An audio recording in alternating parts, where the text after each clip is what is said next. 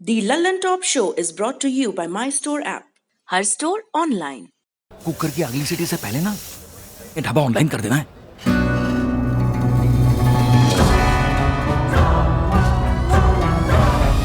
हम हो गए ऑनलाइन। आ गया है माई स्टोर ऐप। ये किसी भी स्टोर को ऑनलाइन करे सिर्फ 15 सेकंड में। माई स्टोर, अब हर स्टोर ऑनलाइन।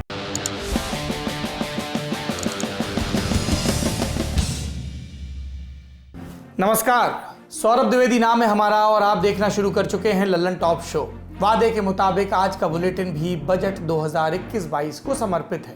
हमने ऐसे कुछ सेक्टर्स की पहचान की है जहां अगर सरकार की नीतियां वाकई काम कर जाएं तो आपके साथ साथ जीडीपी की हालत भी दुरुस्त हो सकती है। सरकार के सामने क्या चुनौतियां हैं उनका जिक्र भी होगा।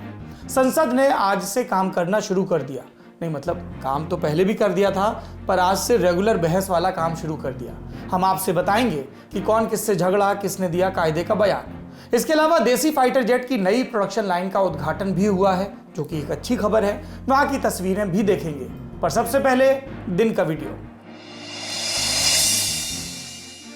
ताने में कहा क्या लेने है, क्या लेने, तुरी से भगा देती। कोई नहीं जाता बाबा, उन्होंने सर क्या लेने है। तेरी लड़की तेरी बाबू तीन लड़की है मेरी, तेरी लड़की तो आज यहाँ से खाली चाहिए कि मंदिर से अकेले चली जाए। बाबू पुलिस वाले कहते डीजल डराओ और तेल डराओ तो तुम्हारी लड़की को ढूंढ करेंगे, अब नहीं कहेंगे चल यहाँ से। ऐसे गाली देते। पुलिस को नहीं दिया, झूठी नहीं बोलेंगे। पुलिस को नहीं दिया, सिर्फ डीजल तेल हमने भरवाया है बाबू। हम 3-4 गाड़ी अकबरपुर भोगनी सामान दौड़ा। सरगमा चौकी में 2 दरोगा हैं। एक दरोगा हमारी मदद कर रहा है बाबू, जो अब केस लिए वो मदद कर रहा है। जो पहले केस लिए था वो उसके माँ बाप को छोड़ दिया, पकड़ा नहीं। हमने 3-4 डीजल भरा, 10 मांग के बउआ जोर जोर के हम दूसरे से कर्जा काढ़ो रहा, काढ़ दी नहीं नंदोई से, फिर वही के मांग पटा हुआ है बउआ हमने। एक टांग पर खड़ी होकर पुलिस अफसरों के सामने रोती गिड़गिड़ाती महिला का ये वीडियो कानपुर का है। महिला का आरोप 15 साल की नाबालिग बेटी को 1 महीने पहले कोई ठाकुर नाम का आदमी उठाकर ले गया, जिसकी पुलिस ने एफआईआर लिखी। बेटी को खोजने के नाम पर जबरन गाड़ी में डीजल भरवाया, लेकिन बेटी नहीं खोज पाए। मजबूरन माँ जब एसएसपी ऑफिस पहुंची तो मासूमियत से यही कहा कि साहब झूठ नहीं बोलूंगी, पुलिस को पैसा नहीं दिया, केवल 3-4 बार इधर उधर से पैसा इकट्ठा कर उनकी गाड़ी में डीजल भरवाया। और पुलिस की बेशर्मी देखिए, एक दिव्यांग लाचार महिला का शोषण करने में कोई कसर नहीं छोड़ी। जिस पुलिस के आधुनिकीकरण का यूपी सरकार ढिंढोरा पीटते नहीं टिकती, उसी पुलिस व्यवस्था की एक सच्चाई ये है। मामला जब एसएसपी के पास पहुंचा तो पुलिस तत्पर हुई। पुलिस का कहना है कि बेटी की बरामदगी के आदेश दे दिए गए हैं, जांच कर आगे की कार्रवाई होगी और जो दोषी पुलिसकर्मी हैं उनको लाइन हाजिर कर दिया गया है और वहां भी जांच बिठा दी गई है। तत्परता है, लेकिन ये तत्परता मामले के संज्ञान में आने के बाद और वायरल होने के बाद हुई। कितने ही फरियादी हैं जो थानों के बाहर से लौट आते हैं क्योंकि कोई कैमरा उनको कैप्चर नहीं कर रहा होता। आप विचार करिएगा, अगर हमें पुलिस का एक मानवीय स्वरूप प्रस्तुत करना है तो इस संवेदनशीलता को कैसे उस सिस्टम में पेबस्त किया जाए। अब बढ़ते हैं दिन की सुर्खियों की तरफ। पहली सुर्खी बेंगलुरु से है। रक्षा मंत्री राजनाथ सिंह ने आज बेंगलुरु में हिंदुस्तान एरोनॉटिक्स लिमिटेड यानी कि HAL की नई प्रोडक्शन लाइन का उद्घाटन किया। इस पर भारतीय वायुसेना के लिए LCA तेजस और उसके उन्नत संस्करण बनाए जाएंगे। रक्षा मंत्री ने कहा कि आज का दिन महत्वपूर्ण है। कोविड महामारी के बावजूद HAL को 48,000 करोड़ का ऑर्डर मिला है। यह ऐतिहासिक डील है जो इंडियन एरोस्पेस सेक्टर को नई ऊंचाइयों पर ले जाएगी। और तेजस का यह जो नया प्लांट है, देश के सामने इंडिजनाइजेशन की तो अपने में एक मिसाल है, एक ये उदाहरण तो है ही। साथ ही कोविड महामारी के संकट को भी हमने एक अवसर में बदल दिया है, यानी कोविड पैंडेमिक की क्राइसिस को अपॉर्चुनिटी में बदलने का काम हम लोगों ने किया है और उसमें हम सबको कामयाबी हासिल हुई है। क्योंकि आप जानते हैं कि नए तेजस प्लांट के कारण एम्प्लॉयमेंट के डायरेक्टली और इनडायरेक्टली अपॉर्चुनिटीज इससे जनरेट होंगी। ये बट नेचुरल है। बहुत सारे लोगों को काम मिलेगा, ऐसा मेरा विश्वास है। HAL को लेकर यह शिकायत खूब की जाती है कि कंपनी विमानों की डिलीवरी में बहुत समय लगाती है। नई प्रोडक्शन लाइन को लेकर उम्मीद की जा रही है कि अब विमान वायुसेना की जरूरत के मुताबिक रफ्तार से बनेंगे। दूसरी सुर्खी पंजाब से। जलालाबाद में अकाली दल प्रमुख सुखबीर सिंह बादल की गाड़ी पर हमला हुआ। सुखबीर बादल निकाय चुनाव के दौरान नामांकन में शामिल होने पहुंचे थे। जैसे ही उनका काफिला नामांकन स्थल पर पहुंचा, हंगामा शुरू हो गया। भगदड़ हुई और फिर पत्थरबाजी। सुखबीर की गाड़ी पर भी पथराव हुआ। फिर दोनों दलों के कार्यकर्ताओं में जमकर मारपीट हुई, जिसमें 2 लोग घायल हुए। फिलहाल पुलिस ने स्थिति को नियंत्रण में ले लिया है। अकाली दल का आरोप है कि मारपीट में शामिल दूसरा दल कांग्रेस का था। अकाली से हमला बता रहे हैं, कांग्रेस का नाम ले रहे हैं, दावा कर रहे हैं कि यह सब इसलिए हो रहा है कि अकाली उम्मीदवार नामांकन न कर पाए। और कांग्रेस के नेता वो इल्जाम लगा रहे हैं कि अकाली दल के लोगों ने कांग्रेस कार्यकर्ताओं पर हमला किया। एक दिन पहले ही जलालाबाद में नामांकन के दौरान कांग्रेस और आप के कार्यकर्ताओं के बीच भी झड़प हुई थी। एक अपडेट और है पंजाब से। आज मुख्यमंत्री कैप्टन अमरिंदर ने सर्वदलीय बैठक बुलाई थी। इसमें तीनों कृषि कानूनों को वापस लेने और MSP पर कानून बनाने का रेजोल्यूशन पास हुआ। आम आदमी पार्टी ने दिल्ली में धरना दे रहे किसानों की सुरक्षा के लिए पंजाब पुलिस को तैनात करने की मांग करते हुए इस बैठक से वॉकआउट भी किया और बीजेपी बैठक में शामिल नहीं हुई। हालांकि कैप्टन अमरिंदर पहले ही अरविंद केजरीवाल को बता चुके हैं, कैसी मांग करते हो, नियम कानून इसके उलट हैं। 72 घंटे ही किसी दूसरे राज्य में पुलिस रह सकती है, तो क्या हम कानून के उलट पंजाब पुलिस भेज दें? आखिरी सुर्खी संसद से है। आज राज्यसभा में विपक्षी दलों ने किसानों के मुद्दे पर चर्चा की मांग की। राज्यसभा के सभापति वेंकैया नायडू ने कहा, कृषि कानूनों पर पहले ही चर्चा हो चुकी है, अब जरूरत नहीं। अगर आप चाहें तो आपके सामने चर्चा का रिकॉर्ड रखा जा सकता है। सभापति ने यह भी कहा कि किसान आंदोलन पर आज नहीं कल चर्चा होगी, क्योंकि परंपरा के हिसाब से पहले चर्चा लोकसभा में शुरू होगी। और इस पर विपक्षी सांसद नारेबाजी करने लगे और सदन से बाहर चले गए।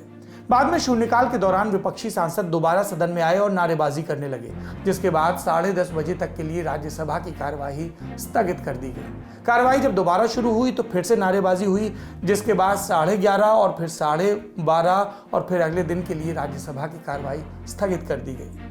राज्यसभा की तरह लोकसभा में भी किसानों के मुद्दे पर हंगामा हुआ, जिसके बाद 4 बजे तक के लिए सदन स्थगित कर दिया गया। लेकिन ऐसा नहीं कि कोई काम नहीं हुआ। लोकसभा और राज्यसभा की कमेटी ऑन सबऑर्डिनेट लेजिस्लेशन ने सिटीजनशिप अमेंडमेंट एक्ट के तहत नियम बनाने के लिए समय बढ़ा दिया है। पहले 9 अप्रैल तक नियम बनाने थे, अब 9 जुलाई तक का वक्त दिया गया है। हमारे और आपके माननीय सांसद, अशोक की लाट के नीचे गणतंत्र की शपथ लेने वाले सांसद, ये सांसद उस सर्वोच्च सदन में बहस करें, ये जरूरी है। ये बहस नहीं हो रही है, इसके लिए सत्ता पक्ष जिम्मेदार है, प्रतिपक्ष जिम्मेदार है। कौन जिम्मेदार है जरूर पूछिएगा, क्योंकि ये हमारे और आपके हित की बात है। अब बढ़ते हैं दिन की बड़ी खबर की तरफ। एक आम आदमी को क्या चाहिए? रोटी, कपड़ा, मकान। इसको रिफ्रेश करते हैं, बन सकता है रोटी, गाड़ी और मकान। इन 3 लक्ष्यों को पूरा करने पर आप एक खुशहाल भारतीय की कल्पना कर सकते हैं। और इससे पहले कि कोई अड़ंगेबाज कहे कि कपड़े के बिना कैसे काम करोगे, क्या पूर्ण प्राकृतिक वेश में आओगे, भैया रोटी और कपड़े को एक ही ब्रैकेट में डाल दिया है। आप कैसे शख्स की कल्पना करेंगे जिसका जीवन ठीक चल रहा हो, जिसके पेट के लिए अन्न हो, उसका स्वास्थ्य ठीक हो, वो गरिमापूर्ण जीवन जी सके स्वस्थ ढंग से, जिसके पास ऐसी आवक हो कि वो वाहन खरीद सके, 2 पहिया, 4 पहिया, ट्रैक्टर, जो भी जरूरत है उसकी, और आखिर में अपने लिए एक पक्का घर हो, एक छत हो। अर्थव्यवस्था में एक पहिया घूमता है तो अपने साथ ढेर सारे दूसरे पहिए घुमाता है। इसलिए जब आपकी जिंदगी में रोटी, गाड़ी, मकान आते हैं तो उससे कृषि को फायदा मिलता है, मैन्युफैक्चरिंग को बढ़ावा मिलता है, रियल एस्टेट को बढ़ावा मिलता है। अपनी संपत्ति की हिफाजत के लिए आप बीमा खरीदते हैं तो पैसा एक बार फिर बाजार का चक्कर लगाता है। तो रोटी, गाड़ी, मकान वाले चक्र को रफ्तार देने के लिए क्या करने जा रही है नरेंद्र मोदी सरकार? बजट में इसके लिए क्या प्रावधान है, एक एक करके समझते हैं। आपके पेट में रोटी यानी कि अन्न हो, इसके लिए जरूरी है कि कृषि आगे बढ़े। सरकार ने एक्साइज ड्यूटी घटाकर डीजल पर 4 रुपए और पेट्रोल पर 2.5 रुपए किसान एग्रीकल्चर इंफ्रा सेस लगाया है। इस हिसाब से 4 साल में सरकार के पास एक बड़ी राशि जमा होगी। ये पैसा एग्रीकल्चर इंफ्रास्ट्रक्चर को तैयार करने में खर्च होगा और इसी में खर्च होगा और कहीं खर्च नहीं हो सकता। इसके तहत कोल्ड चेन बनाई जाएंगी, ट्रांसपोर्ट का इंफ्रास्ट्रक्चर बेहतर होगा। एक्सपर्ट्स कह रहे हैं कि जो काम चीन में अलीबाबा, जेडी जैसी कंपनियों ने बरसों पहले कर लिया, अब उसी तर्ज पर भारत में भी तैयारी होगी। खेत में तैयार माल बिना खराब हुए कम वक्त में कंज्यूमर के पास पहुंचे, इसका इंतजाम होगा। ई कॉमर्स इंफ्रास्ट्रक्चर तैयार करने की बात है, यानी जिस तरह से ई कॉमर्स कंपनियों पर आप कोई फैक्ट्री में बना सामान ऑर्डर करके मंगवाते हैं, वैसे ही किसान का सामान भी मिल पाए, ऐसा प्रस्ताव। अब आते हैं गाड़ी पर। 1 फरवरी के बुलेटिन में हमने आपको विस्तार से मोदी सरकार की प्रस्तावित व्हीकल स्क्रैपिंग पॉलिसी के बारे में बताया था। आज आगे की बात करने से पहले एक छोटा सा रिकैप करते हैं। भारत में ऑटो सेक्टर में बड़ी और कामयाब निजी कंपनियां हैं। ये भारतीय बाजार के साथ साथ निर्यात के लिए भी गाड़ियां बनाती हैं। जीडीपी में ऑटो सेक्टर की हिस्सेदारी 2.3% है। दुनिया भर के बाजारों में सुस्ती आई है, यानी निर्यात धीमा हो गया है। अब कंपनियों ने 130 करोड़ की जनसंख्या वाले भारतीय बाजार से उम्मीदें लगाई, लेकिन कोरोना लॉकडाउन से कहीं पहले अर्थव्यवस्था पर नजर रख रहे विशेषज्ञों ने ध्यान दिलाना शुरू किया था। हमने भी शो में कहा था कि ऑटो सेक्टर में घरेलू बिक्री कम हो रही है। 2019 में वाहनों की बिक्री अचानक नीचे आई, तब कोविड नहीं था। फिर क्या हुआ? गाड़ियां बनाने की क्षमता बाजार में गाड़ियां खपाने की क्षमता से ऊपर चली गई। फैक्ट्रियों में नई गाड़ियों के पार्किंग लॉट भरने लगे। पहले प्रोडक्शन लाइन में काम धीमा हुआ, फिर उसे रोका गया और आखिर में मजबूरन ऑटो सेक्टर में लोगों की नौकरियां जाने लगी। ये सिर्फ एक सेक्टर की बात नहीं थी। गाड़ियां न बिकने का कारण था कि लोगों के पास उन्हें खरीदने के पैसे नहीं थे। इसके नतीजे में ऐसी नौकरियां गईं जिनमें तुलनात्मक रूप से अच्छी तनख्वाह थी, जिनको हम वेल पेइंग जॉब्स कहते हैं। और इसके बाद कोरोना आ गया। गाड़ियां बन नहीं रही थी तो गाड़ियों के पुर्जे बनाने वाली कंपनियां भी बंद होने लगी। जून 2020 में automotive component manufacturers association of India ने एक बयान दिया कि 50 लाख लोगों को रोजगार देने वाली ऑटो कंपोनेंट इंडस्ट्री 2019 में 18% घट गई और 2020 में लॉकडाउन के नतीजे में 20 से 40% और घट सकती है। ये नुकसान पैसों और नौकरियों दोनों का था। इस डर ने भारत के इकलौते कामयाब मैन्युफैक्चरिंग सेक्टर के भविष्य पर एक प्रश्न चिन्ह लगा दिया था। तब ऑटो इंडस्ट्री और ऑटो कंपोनेंट इंडस्ट्री की तरफ से 2 प्रमुख मांगे रखी गई थी। क्या थी ये 2 मांगे? पहली मांग, ऑटो सेक्टर पर जीएसटी को तर्कसंगत किया जाए और दूसरी, नई गाड़ियों के लिए बाजार में जगह बने, इसके लिए जरूरी है कि पुरानी गाड़ियों को हटाया जाए, यानी एक स्क्रैप पॉलिसी लाई जाए। हम जानते हैं सरकार के पास पैसों की कमी है। ऐसे में वित्त मंत्रालय ने मन पक्का किया, जीएसटी वाला तर्कसंगत टैक्स कम नहीं किया, बल्कि लो हैंगिंग फ्रूट को चुना, यानी कि अपेक्षाकृत आसान रास्ता, वॉलंटरी व्हीकल स्क्रैप पॉलिसी लेकर आए। सरकार और ऑटो सेक्टर इस नीति में क्यों दिलचस्पी ले रहे हैं, यह हम आपको बता चुके हैं, लेकिन अब इस नीति के नाम पर गौर करिए। इसमें सबसे पहले वॉलंटरी लगा है, यानी कि स्वैच्छिक। यहाँ किसकी इच्छा की बात हो रही है? सरकार ने अभी अपनी नीति का विस्तृत ब्लूप्रिंट पेश नहीं किया है, लेकिन हम मानकर चल रहे हैं कि यहाँ गाड़ी मालिक की मर्जी की बात हो रही है। तो ट्रांसपोर्ट सेक्टर इस नीति के बारे में अब कैसे विचार रखता है, जानते हैं। पहली चीज तो मैं एक जनरल रिएक्शन आपका चाहता हूं। जब आपने व्हीकल स्क्रैपिंग पॉलिसी की बात पिछले साल से हम सुन रहे हैं, या और पीछे जाएंगे तो 2019 में जब आप एक ड्रामेटिक स्लंप देखते हैं, तो एकदम से सेल्स क्रैश करती हैं और तब से ये आइडिया चल रहा है कि आप जीएसटी रैशनलाइज करो और आप व्हीकल स्क्रैपिंग पॉलिसी लेके आओ। आप लोग आई गेस तभी से सुन रहे होंगे कि ऐसा कुछ हो सकता है और फाइनली अब सरकार उस तरफ बढ़ रही है। कैसा आपका पहला रिएक्शन क्या था जब आपने बजट में इसको सुना सर? देखिए, बहुत लेट कर चुके हैं और चर्चा चलती आ रही है बहुत दिनों से, लेकिन कब आएगा ये ऐसी एक अजीब सा प्रश्न हो गया था। अब लगता आ रहा है, क्योंकि बजट में भी इसको अनाउंस कर दिया गया और गडकरी साहब कह रहे हैं 15 दिन के अंदर पूरी डिटेल दे देंगे, तो अब तो आ ही रहा है, आना ही चाहिए था। ठीक। सर, हम ये जानना चाहते हैं कि जो ट्रांसपोर्ट बिजनेस में जो कम्युनिटी है, जिनके पास में बहुत भारी भरकम फ्लीट है कमर्शियल वाहनों की और उनका बहुत बड़ा इन्वेस्टमेंट इसमें है, वो उनमें क्या किसी तरह की नर्वसनेस नहीं है कि उनकी गाड़ियों का क्या होगा जिनकी थोड़ी एज हो गई है अब, लेकिन उसमें कैपिटल इन्वेस्टमेंट आप लोगों का काफी है? उस तरह की कोई चिंताएं हैं या फिर आपको पूरा भरोसा है कि सरकार अकोमोडेट कर लेगी? देखिए, इसमें पहले तो क्या है कि गाड़ियों का ओनरशिप के पैटर्न को समझना पड़ेगा। ये जितनी ऑर्गेनाइज कंपनीज होती हैं, ट्रांसपोर्ट कंपनीज जो नेशनल ग्रिड के ऊपर अपना मूवमेंट करती हैं, वो सारी नई गाड़ियां खरीदते हैं और वो एक सर्टेन पीरियड के बाद में गाड़ियों को चेंज करते रहते हैं। भाई किसी ने टारगेट बनाया कि मैं 5 साल से अधिक नहीं चलाऊंगा, तो 5 साल बाद वो बेचता है और नई गाड़ियां खरीद लेता है। ये पुरानी गाड़ियां फिर हैंड्स बदलती हैं। अब आपको बताता हूँ मैं, जो नेशनल लेवल पर जो गाड़ियां मूव करती हैं, उन्हें नेशनल परमिट होना आवश्यक होता है जी। और नेशनल परमिट की एज है 12 साल की। मल्टी एक्सल में ज्यादा है, सिंगल एक्सल में 12 साल की। तो और कुल मिलाकर के 12 लाख के आसपास, 12 से थोड़ी ज्यादा गाड़ियां नेशनल परमिट होल्डर हैं इंडिया के अंदर में, तो यानी कि 80-85 लाख गाड़ियों के अंदर में इस लंबे रूट पर चलने वाली संख्या मात्र 12-13 लाख की है। तो ये जो ट्रांसपोर्ट कंपनीज, ऑर्गेनाइज कंपनीज हैं, इनके बिजनेस पे इसका कोई इफेक्ट नहीं आता। ठीक। अब दूसरा प्रश्न ये आता है, ये चलती कहाँ है? शहरों के अंदर जैसे सिटी ऑफ बॉम्बे, दिल्ली, इनके अंदर में 8 साल या 10 साल की लिमिट बनी है, उससे ज्यादा पुरानी गाड़ियां शहर के अंदर नहीं आ सकती। तो इन शहरों में वो गाड़ियां नहीं आ सकती, फिर कहाँ बचा? हाईवे पर नहीं जा सकती लंबे रूट पर। तो एक तो लिमिट हो गई इंट्रा स्टेट, यानी विद इन द स्टेट वो गाड़ी चलेंगी। दूसरी हो गई कि शहरों को छोड़कर चलेंगी।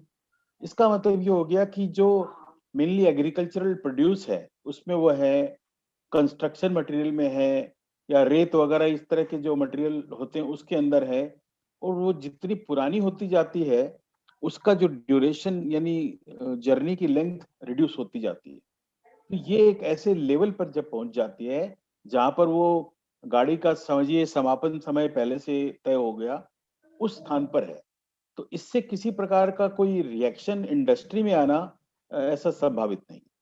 और इसी सवाल के साथ हम ये भी पूछ लेना चाहते हैं कि जैसे आपने ऑर्गेनाइज्ड जो फ्लीट्स हैं उनके बारे में तो आपने बहुत अच्छे से बताया, जो छोटे व्यापारी हैं जो 1, 2, 3 गाड़ियों वाले हैं, जिनके लिए ये बड़ा एक मैटर होता है कि वो किस्तें कहाँ से भर रहे हैं और उनकी गाड़ी कितनी चल पा रही है, क्या उनके हित किसी तरह प्रभावित होंगे या उनके लिए भी ये एक अच्छा फैसला हो सकता है? ये मैंने कहा ना कि अगर जो सिंगल ट्रक ओनर जिसे कहते हैं, छोटे ट्रक ओनर्स, 1, 2, 3 गाड़ी वाले, वो भी अगर नेशनल लेवल पर गाड़ियां चला रहे हैं तो आप निश्चित रूप से ये समझ लीजिए कि वो 12 साल के अंदर की गाड़ियां ही चला रहे हैं, वो कोई 15 साल से ऊपर की गाड़ियों को नहीं चला रहे हैं। तो वो उसका रनिंग एरिया ही अलग है, ऑलरेडी सेगमेंटेड है वो। तो कहाँ इफेक्ट आना है वो उस एरिया में आना है, और उस एरिया में ऐसी उम्मीद सरकार अगर करे कि वो गाड़ियां बेच के नहीं खरीद लेंगे, वो भी असंभव है। क्योंकि जो आदमी थर्ड हैंड, फोर्थ हैंड गाड़ियों को खरीद रहा है, उसकी ये कैपेसिटी नहीं होती है कि वो 30 लाख की गाड़ी आज नहीं खरीद ले, क्योंकि इसको स्क्रैप करना पड़ रहा है। तो ये इसका इफेक्ट जाएगा कहीं ना कहीं जरूर, बट डिपेंड करता है पॉलिसी इसमें क्या क्लैरिटी लेके आती है। ठीक है। एक आखिरी टिप्पणी हम इसमें चाह रहे हैं सर कि जैसे मुझे आपसे बात करके ऐसा लगा कि जो ट्रांसपोर्टर कम्युनिटी है, मतलब वो अभी इसको समझना चाह रही है कि सरकार किस तरह नीति बनाएगी और फिर उसके बाद आई गेस आप लोग रिएक्ट करें। मैं ये समझना चाहता हूँ कि क्या आपकी कोई एक्सपेक्टेशंस हैं व्हीकल स्क्रैपिंग पॉलिसी को लेके कि ये 2 या 3 चीजें जरूर सरकार उसका ध्यान तो रखे ही रखे जब पॉलिसी बनाए? बिल्कुल। देखिए, पहले सरकार का उद्देश्य क्या है?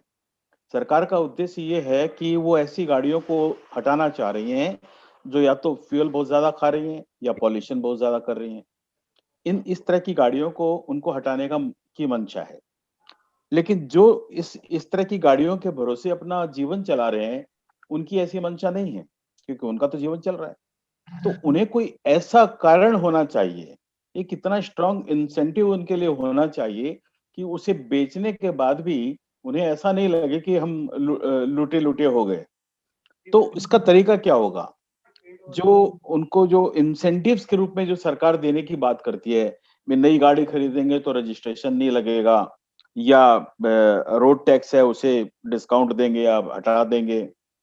इसके अलावा जीएसटी एक बहुत बड़ा खर्च है गाड़ी के पीछे। आज के 28% ड्यूटी स्ट्रक्चर के अंदर में पुरानी गाड़ी हो गई तो भी उसके ऊपर में भी तो जीएसटी का इफेक्ट है। तो जीएसटी में कोई बड़ी रियायत सरकार को देनी चाहिए। एक सर्टिफिकेट ऐसा इशू किया जाना चाहिए कि इनकी गाड़ी हमने स्क्रैप कर दी है, तो इस सर्टिफिकेट के सामने कोई नई गाड़ी खरीदेगा तो उसे सर्टेन अमाउंट ऑफ जीएसटी की बेनिफिट मिलेगी। तब जाकर उसे कुछ ढंग के पैसे उसके हाथ में आएंगे जो आदमी गाड़ी को स्क्रैप करेगा। वरना उससे उम्मीद की जाए कि वो जाकर नई गाड़ी खरीदेगा और उसका रजिस्ट्रेशन नहीं लगेगा, ये मेरे ख्याल में यथार्थ के धरातल पर बात नहीं हो रही है, ये कल्पना लोक की बात हो रही है। परिवहन मंत्री नितिन गडकरी ये दावा कर चुके हैं कि अगर ये नीति काम करती है तो ऑटो सेक्टर में 50,000 नौकरियां फिर लौट सकती हैं। सरकार सिर्फ ये नहीं चाहती कि बाजार में गाड़ियां बिकें, वो चाहती है कि वो गाड़ियां बिकें जो भारत में बनती हैं, और इसीलिए इंजन पार्ट्स के आयात पर इंपोर्ट ड्यूटी दोगुनी कर दी गई है। पहले ये 7.5% थी, अब 15%। गाड़ियों के फ्रेम, ब्रेक और स्टीयरिंग जैसे उत्पादों को विदेश से लाने में पहले 10% ड्यूटी थी, अब इसे बढ़ाकर 15% कर दिया गया है। यानी इंपोर्टेड सामान से बनने वाली गाड़ियां महंगी होंगी। आपको गाड़ी सस्ती रखनी है तो भारत में बनाइए, मेक इन इंडिया वाला तर्क। उम्मीद की जा रही है कि इससे ऑटो कंपोनेंट इंडस्ट्री को भी कुछ राहत मिलेगी। अब बात करते हैं मकान की। हमने आपको 1 फरवरी को यानी कि बजट के दिन बताया था कि 2021-22 के बजट में सस्ते मकानों पर छूट को बढ़ा दिया गया है। 2019 में मोदी सरकार ने अपने दूसरे कार्यकाल का पहला बजट पेश किया था। इस साल के बजट में इस स्कीम को 31 मार्च 2022 तक के लिए बढ़ा दिया गया है। घर खरीदना चाह रहे लोगों के साथ साथ इसका फायदा ठप पड़े रियल एस्टेट सेक्टर को भी मिलेगा। और इसी से नत्थी होकर एक और ऐलान आता है, वो भी जानना चाहिए। पिछले साल के बजट में अफोर्डेबल हाउसिंग डेवलपर्स को 1 साल के लिए टैक्स हॉलिडे मिला था। इस साल के बजट में इस छूट को 1 और साल के लिए बढ़ा दिया गया। क्या ये 2 कदम इंफ्रास्ट्रक्चर की सुस्ती दूर करेंगे? क्या लोग अब अपनी जमा पूंजी को मकान खरीदने में खर्च करेंगे, या सरकार को कुछ और कदम उठाने चाहिए? हमने विशेषज्ञों से पूछा।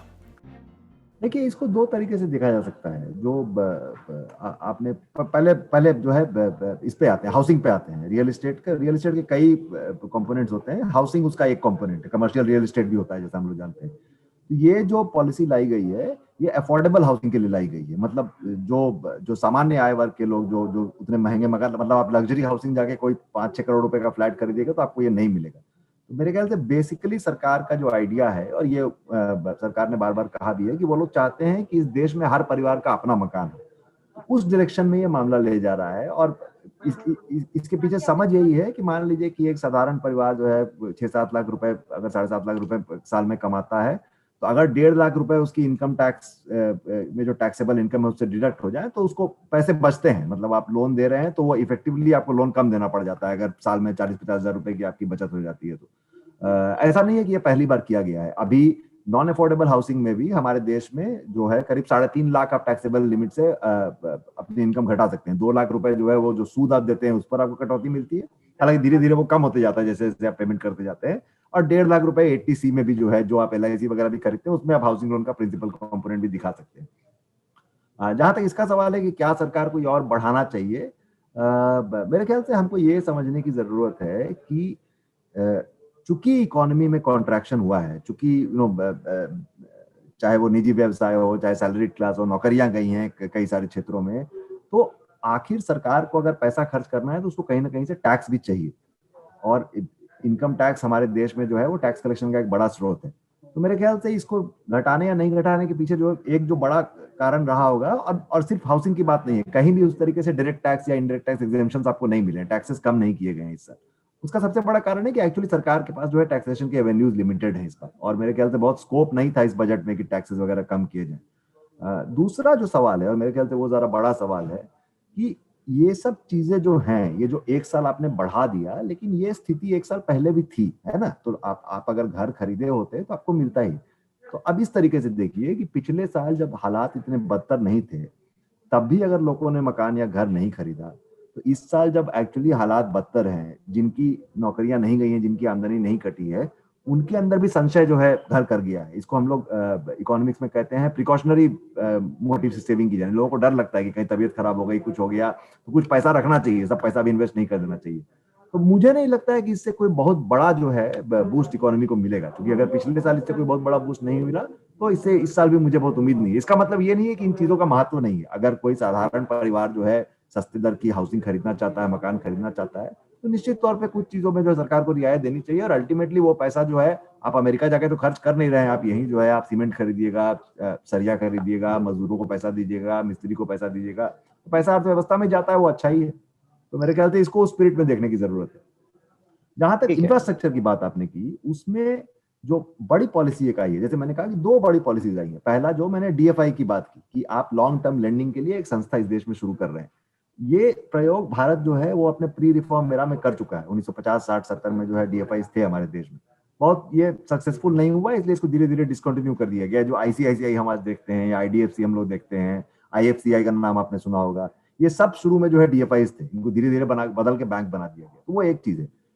दूसरी जो चीज है, सरकार ने कहा है कि ब्राउनफील्ड इन्वेस्ट जो एसेट्स हैं, जो इंफ्रास्ट्रक्चर एसेट्स को जिनको हम कहते हैं, उनका एग्रेसिव मोनेटाइजेशन किया जाएगा। इसका मतलब है कि रेल, सड़क, गैस पाइपलाइन, जो आपका एयरपोर्ट्स हैं, यहाँ तक कि स्टेडियम्स भी वित्त मंत्री जी ने अपने स्पीच में कहा कि जो सरकारी एसेट्स हैं उनका मोनेटाइजेशन किया जाएगा। मोनेटाइजेशन का मतलब क्या है कि या तो आप पूरी तरीके से निजीकरण कर देंगे या आप किसी निजी कंपनी को उसको चलाने का जो है जिम्मेदारी दे देंगे कि भाई यहाँ से यहाँ तक जो आप सोन नगर से गोमो तक जो आप फ्रेट कॉरिडोर बना रहे हैं, इसको चलाने की जिम्मेदारी जो है किसी निजी कंपनी की होगी।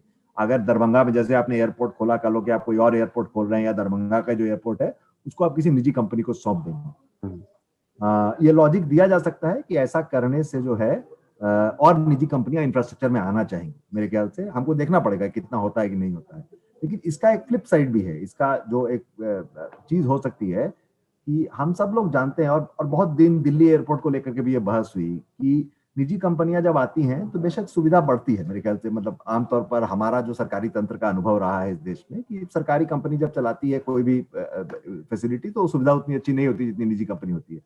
लेकिन निजी कंपनियां जब आती हैं तो महंगाई भी बढ़ती है। जो user charge airport authority of India आपसे लेती थी, मेरे ख्याल से कल होके कोई कंपनी अगर वो एयरपोर्ट चलाएगी तो यूजर चार्ज ज्यादा ही लेती है। तो एक इसका मेरे ख्याल से वो मुद्रास्फीति या इन्फ्लेशन जिसको हम बोलते हैं, लॉन्ग टर्म में अगर आप ये सारी फैसिलिटीज अगर आप प्राइवेट कर रहे हैं तो मुद्रास्फीति पर कहीं ना कहीं इसका असर तो जरूर पड़ेगा। तो वो ट्रेड ऑफ इसमें इन्वॉल्व है। जैसा इकोनॉमिक्स में हर चीज में होता है, आपको निर्णय लीजिए तो उसका अगर कुछ अच्छा इफेक्ट होगा तो बुरा इफेक्ट भी होगा। अब बात मैन्युफैक्चरिंग सेक्टर की। बनाएगा देश तभी तो आगे बढ़ेगा देश। मैन्युफैक्चरिंग सेक्टर में क्या हुआ? ये वो सेक्टर है जहां फैक्ट्री कारखाने आते हैं, जहां कच्चा माल पहुंचता है और तैयार चीजें बाहर आती हैं। इस सेक्टर को लेकर मेक इन इंडिया और आत्मनिर्भर भारत जैसी कवायदें शुरू की गई थी। इसके बावजूद पिछले कई वर्षों से मैन्युफैक्चरिंग सेक्टर की हालत खस्ता है। मैन्युफैक्चरिंग सेक्टर की जीडीपी में हिस्सेदारी करीब 16% होती है। साल 2019 में सेक्टर में ग्रोथ 3.9% थी और लॉकडाउन के दौरान यानी 2020 में कारखाने बंद हुए तो सेक्टर डूब ही गया। इस साल -9.4% की ग्रोथ है। तो इस सेक्टर को बजट से बहुत उम्मीदें थी। सेक्टर को मिला क्या, ये समझते हैं। वित्त मंत्री ने ऐलान किया कि मोबाइल फोन के पार्ट्स और चार्जर्स पर अब ज्यादा आयात शुल्क लगेगा। यानी कि ये सामान अगर भारत में बनाएंगे तो बेहतर रहेगा, क्योंकि बाहर से मंगवाएंगे तो महंगा पड़ेगा, इंपोर्ट ड्यूटी। दूसरा, सरकार ने कई तरह के कच्चे माल के आयात पर इंपोर्ट ड्यूटी घटाई भी है। जैसे सेमी फ्लैट स्टील के आयात पर कस्टम ड्यूटी 12.5% से घटाकर 7.5% कर दी गई। ये स्टील ब्रिज और पाइपलाइंस बनाने में काम आता है। एक तीर से दो निशाने साधने की कोशिश। घरेलू मैन्युफैक्चरिंग के लिए सस्ता माल लाया जाए और इसी बहाने निजी और सार्वजनिक क्षेत्र के बड़े इंफ्रा प्रोजेक्ट्स की राह आसान हो। इसके अलावा सरकार mega investment textile park scheme लेकर आई है, जिसके तहत अगले 7 साल में 7 टेक्सटाइल पार्क बनेंगे। मैन्युफैक्चरिंग सेक्टर में पैसे की किल्लत दूर करने के लिए डेवलपमेंट फाइनेंशियल इंस्टीट्यूशन बनाया जाएगा, जिसे 20,000 करोड़ की शुरुआती रकम भी दी जाएगी। इसके अलावा मैन्युफैक्चरिंग सेक्टर की जरूरत यह भी होती है कि उसे कंज्यूमर मिले। बनाओगे कोई खरीदेगा नहीं तो फायदा क्या? यानी फैक्ट्री में कुछ भी बने, चाहे कपड़ा बने चाहे मोबाइल, बिकना जरूरी है। इसे लेकर मैन्युफैक्चरिंग सेक्टर से जुड़े लोगों की ये मांग थी कि सरकार टैक्स पेयर्स को रियायत दे ताकि उनकी बचत बढ़े, वो सामान खरीदे। टैक्स को लेकर सरकार ने कोई बदलाव नहीं किया है। ऐसे में मोदी सरकार का बजट मैन्युफैक्चरिंग सेक्टर के पैमानों पर कितना खरा उतरता है, सेक्टर के एक्सपर्ट से सुनिए। 400 के करीब प्रोडक्ट्स हैं, उनके ऊपर देखा जाएगा कि कस्टम ड्यूटीज को कैसे मैनेज किया जाए। ये भी देखा जाएगा कि ओवरऑल जो मार्केट सिनेरियो है उसके अंदर इकोनॉमिक ग्रोथ वापस रिवाइव किया जाए। सबसे बड़ी बात जो देखी गई है कि इस साल में वैक्सीन को लाया गया है, जिसके थ्रू जो है इकोनॉमिक रिकवरी पॉसिबल होगी और कंजम्पशन बढ़ेगी।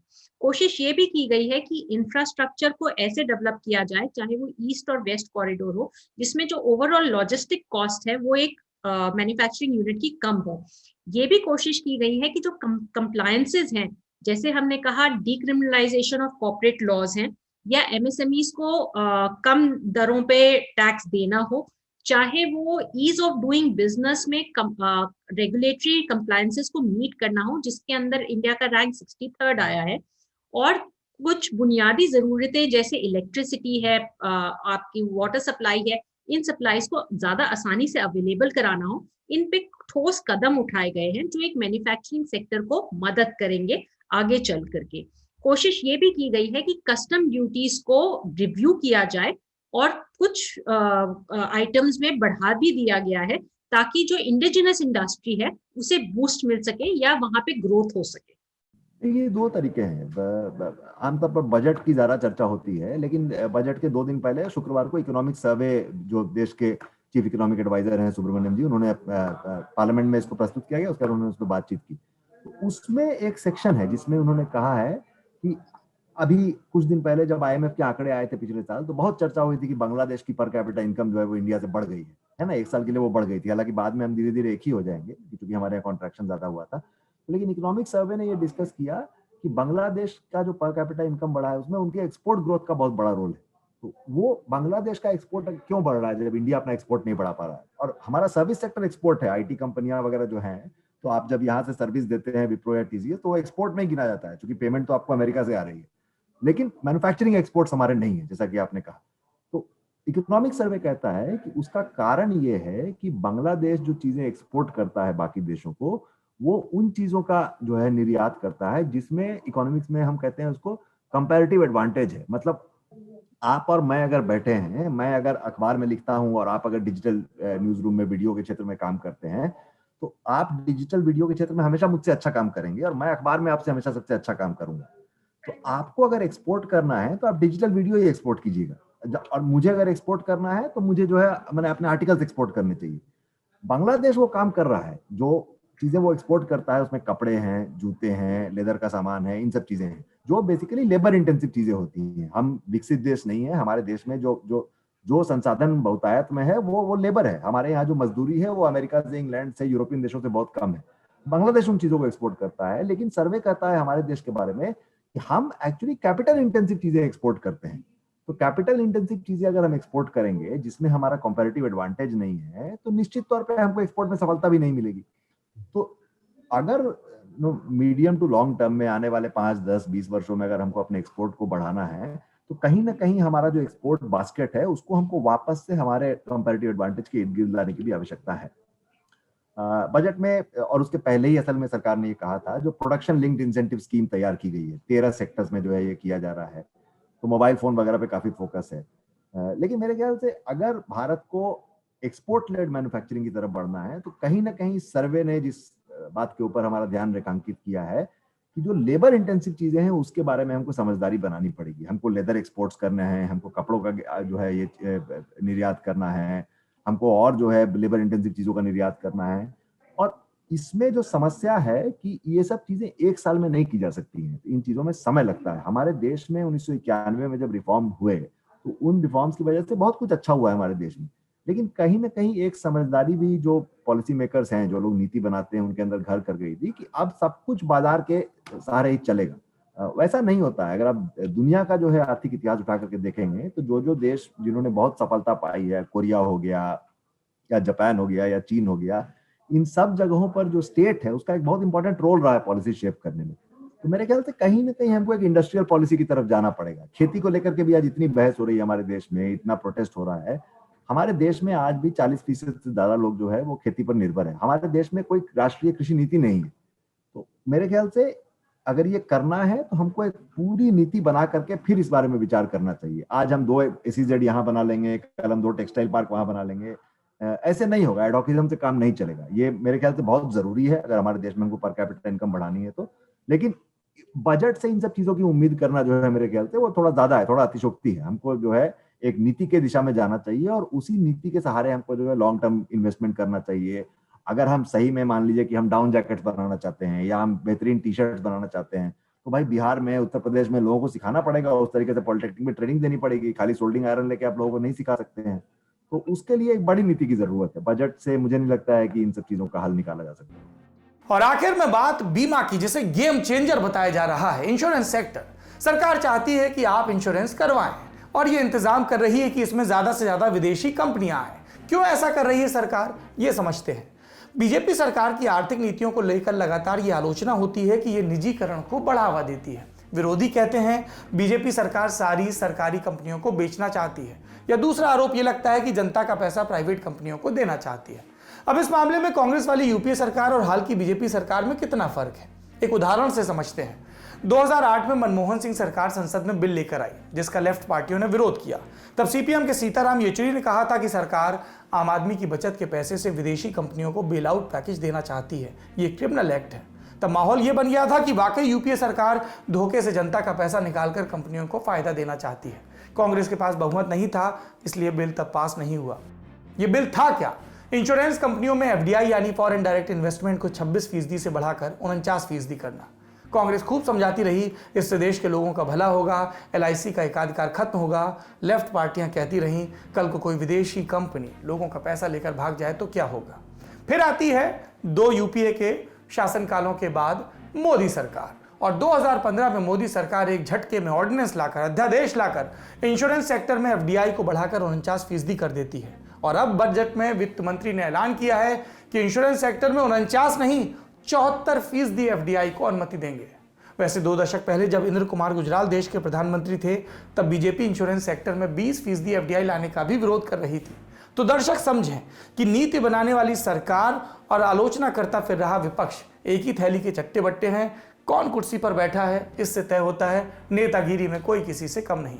लेकिन हम फिलहाल नेतागिरी को पीछे छोड़कर नीति पर आते हैं। ये समझते हैं कि हर सरकार इंश्योरेंस सेक्टर में एफडीआई बढ़ाने की जिद पर क्यों अड़ी रहती है और इससे क्या फायदा या नुकसान होगा।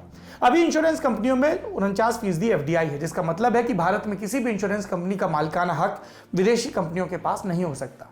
लेकिन 74% एफडीआई के बाद विदेशी कंपनी मालिक भी हो सकेंगी। सरकार का तर्क क्या है इस बदलाव के पीछे? कहा जा रहा है कि ये इसलिए हो रहा है ताकि इंश्योरेंस सेक्टर बड़ा हो, ज्यादा से ज्यादा लोगों को हेल्थ इंश्योरेंस कवर मिले। एक्सपर्ट्स इसके कुछ और फायदे भी गिनवाते हैं, जैसे बाहर की इंश्योरेंस कंपनियों का मालिकाना हक होगा तो वो अपने हिसाब से पॉलिसी डिसीजन लेंगी, जिससे प्रतिस्पर्धा बढ़ेगी, लोगों को अच्छे और सस्ते इंश्योरेंस पैकेज मिलेंगे और रोजगार बढ़ेगा। अब ये वो फायदे हैं जो जनता को गिनवाए जाते हैं। इंश्योरेंस कंपनियों को लेकर सरकार के मोह की एक और वजह है। कोई भी सरकार चाहेगी कि ज्यादा से ज्यादा लोग इंश्योरेंस का कवर लें। क्यों? क्योंकि इंश्योरेंस कंपनियों को भी एक बैंक की तरह माना जा सकता है, जहां लोग अपनी बचत का पैसा प्रीमियम के तौर पर जमा करते हैं। जैसे बैंक अपने पास जमा पैसे को बाजार में लगाकर कर्ज बांटकर मुनाफा कमाता है, उसी तरह इंश्योरेंस कंपनियां भी बाजार में लंबे समय के लिए निवेश करती हैं। कई इंश्योरेंस कंपनियां स्वयं इन्वेस्टमेंट कंपनियां भी होती हैं। इससे बाजार में पैसा आता है, बाजार में पैसों का इन्वेस्टमेंट आएगा तो रोजगार बढ़ेगा और समूची अर्थव्यवस्था में बेहतरी आएगी। सरकार इंश्योरेंस सेक्टर में एफडीआई बढ़ाने के दोहरे फायदे देखती है, सेक्टर की मजबूती और बाजार में ताजा विदेशी पूंजी।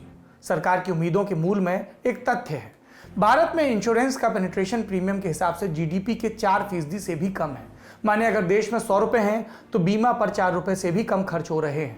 इसका मतलब यह है कि देश का एक बड़ा हिस्सा बीमा नहीं करवाता, तो यहाँ भारी ग्रोथ कम से कम तकनीकी रूप से तो संभव है। ये थ्योरी की बात है, लेकिन उस डर का क्या जिसकी तरफ आलोचक ध्यान दिला रहे हैं कि विदेशी कंपनियां शॉर्ट टर्म के लिए आएंगी, लोगों की मेहनत की कमाई लेकर भाग जाएंगी। बजट भाषण में वित्त मंत्री ने कहा कि इंश्योरेंस कंपनी के बोर्ड पर आधे से ज्यादा डायरेक्टर्स और मैनेजमेंट के बड़े अधिकारियों का निवास भारत में होगा। कम से कम 50% डायरेक्टर इंडिपेंडेंट होंगे, माने कंपनी की लाइन से नहीं बंधे होंगे, और मुनाफे का एक खास हिस्सा रिजर्व रखा जाएगा। अब ये तो विदेशी इंश्योरेंस कंपनियों को भारत में बुलाने की बात हुई। इसके अलावा सरकार ने यह भी ऐलान किया कि एक सरकारी इंश्योरेंस कंपनी को प्राइवेट करने की कार्यवाही शुरू होगी। हालांकि वित्त मंत्री ने कंपनी का नाम नहीं बताया। देश में 4 पीएसयू जनरल इंश्योरेंस कंपनी है, new India insurance, United India insurance, national insurance और ओरिएंटल इंश्योरेंस कंपनी। इनमें से पहले 3 कंपनियों को मर्ज करने की बात थी, लेकिन सरकार ने वो आइडिया ड्रॉप कर दिया है और अब इनमें से एक को प्राइवेटाइज किया जाएगा। इसके अलावा सरकार ने एलआईसी का आईपीओ जारी करने का ऐलान किया है। आईपीओ कोई भी कंपनी तब निकालती है जब उसे शेयर बाजार में लिस्ट होना होता है, यानी तय हिस्सेदारी को बाजार में शेयर जारी कर बेचा जाता है। इससे कंपनी के पास पैसा आता है। सरकार एलआईसी के जरिए पैसा जुटाना चाहती है। एलआईसी अभी देश की सबसे बड़ी इंश्योरेंस कंपनी है और इंश्योरेंस सेक्टर में इसकी 66% की हिस्सेदारी है। एलआईसी की कुल संपत्ति करीब 32 लाख करोड़ है, यानी देश के सालाना बजट के लगभग बराबर। जब किसी डूबी हुई कंपनी को बचाना होता है तो सरकार एलआईसी के जरिए हिस्सेदारी खरीदती है। अब एलआईसी की हिस्सेदारी बिकने को है। सर, पहला सवाल हमारा इस चीज को लेकर के कि हम इस बजट की कोई एक थीम पकड़ना चाहते हैं, कोई एक ऐसा सूत्र जो आपको बजट के तमाम ऐलानों में दिखता है कि सरकार किस डायरेक्शन में जाने की कोशिश कर रही है, किस तरह की थिंकिंग थी इस बजट को प्रिपेयर करने के वक्त? देखिए, आपने बहुत सही सवाल पूछा है। मतलब अमूमन लोग क्या करते हैं कि बजट से छोटी छोटी चीजें उठा करके देखते हैं कि इसमें क्या हुआ, उसमें क्या हुआ। अब हर तबके के लिए, हर वर्ग के लिए उन चीजों का महत्व होता है, लेकिन अगर बजट को पूरे तौर पे समझना है, जैसा आपने कहा कि बजट के अंदर एक थीम पकड़ने का प्रयास करना चाहिए कि आखिर बजट करना क्या चाहता है।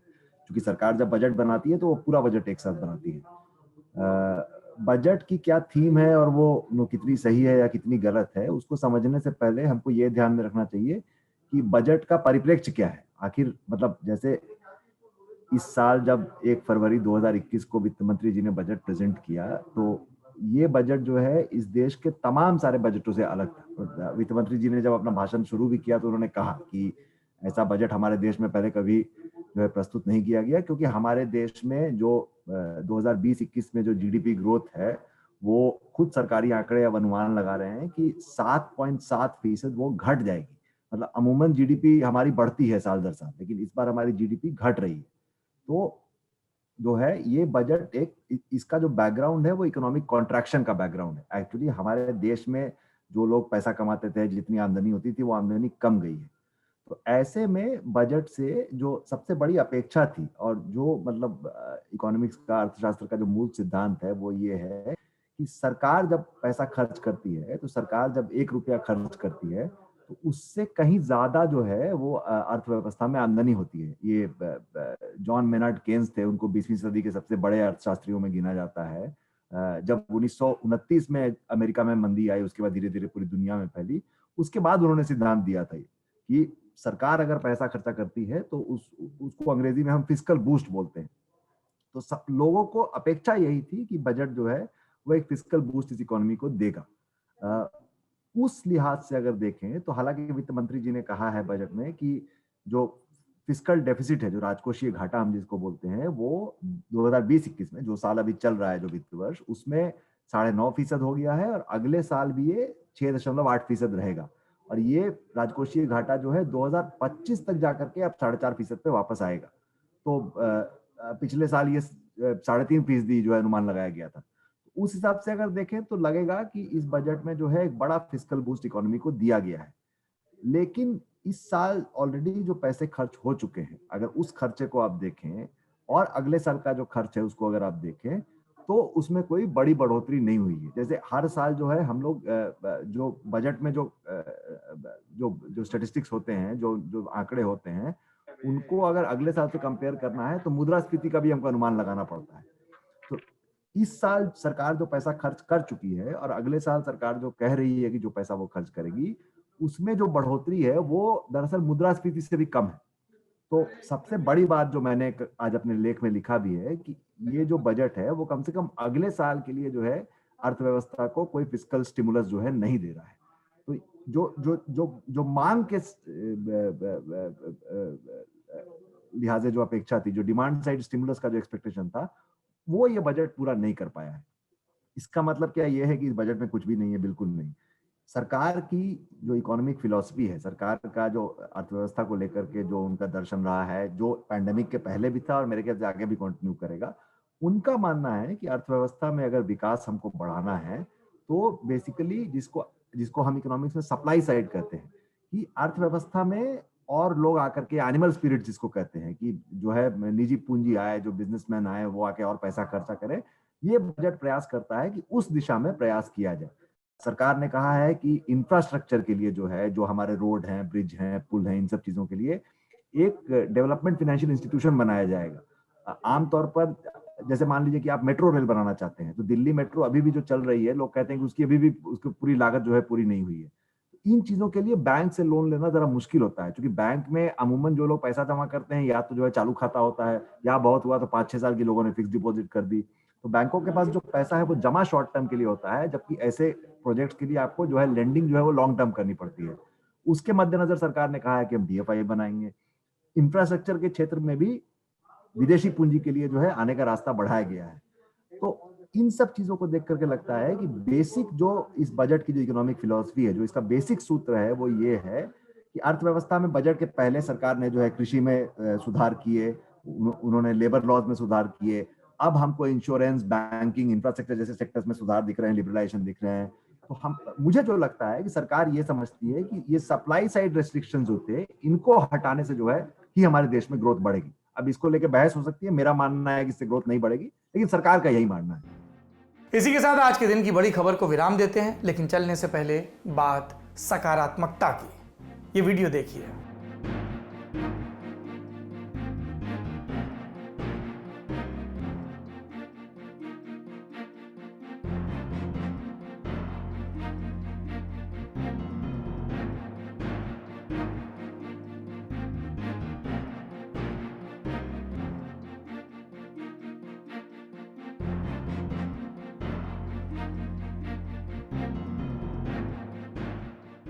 आप में से कई लोग ये वीडियो देख चुके होंगे। ये वीडियो आंध्र प्रदेश के श्रीकाकुलम जिले का है। काशीबुग्गा थाने में तैनात एसआई के शिरीषा को एक बुजुर्ग की मृत्यु की सूचना मिली। जब वहां पहुंची तो पता चला कि मृत व्यक्ति भिखारी है। एक अंग्रेजी अखबार से बात करते हुए शिरीषा ने बताया कि शव को खेत से गाड़ी तक लाना आसान नहीं था, वहां सड़क नहीं थी। गांव वालों से मदद मांगी, कोई आगे नहीं आया। इसके बाद शिरीषा ने खुद बुजुर्ग के शव को अपने कंधे पर उठाया, 1 किलोमीटर तक चलकर आई। जिस पेशे को शिरीषा ने चुना है उसके प्रति समर्पण, सेवा के प्रति समर्पण उन्होंने दिखाया है। हम उसे सलाम करते हैं और सराहना करते हैं उनके साहस की, जिसके जरिए उन्होंने पल भर में बरसों पुरानी रूढ़ियों को तोड़कर रख दिया। रूढ़ियां जो कहती हैं कि बेटियां अर्थी को कंधा नहीं दे सकती।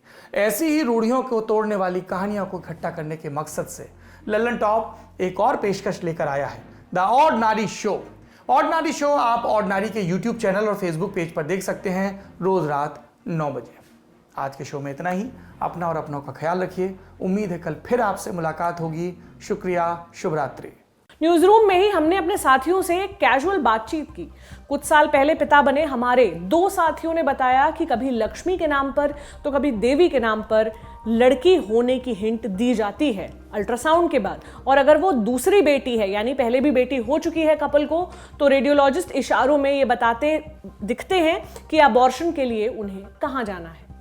जो 2 केस हमने आपको खबर की शुरुआत में बताए वो कोई ब्रेकिंग न्यूज नहीं है, ये कोई शॉकर नहीं है, कोई शॉकिंग इंसिडेंट्स नहीं है, बल्कि प्रेगनेंसी में शामिल हो चुकी, प्रेगनेंसी के प्रोसेस में शामिल हो चुकी एक आम घटना है। सब कुछ आजमाया और तब मैंने माना कि सिर्फ सच्ची सहेली ही है महिलाओं के उन मुश्किल दिनों की हर समस्या, जैसे कठिन दर्द, अनियमितता, खून की कमी, थकान व कमजोरी जैसी सभी प्रॉब्लम्स के लिए नंबर 1 औषधि एवं टॉनिक। सच्ची सहेली, महिलाओं के लिए सबसे भरोसेमंद औषधि एवं टॉनिक।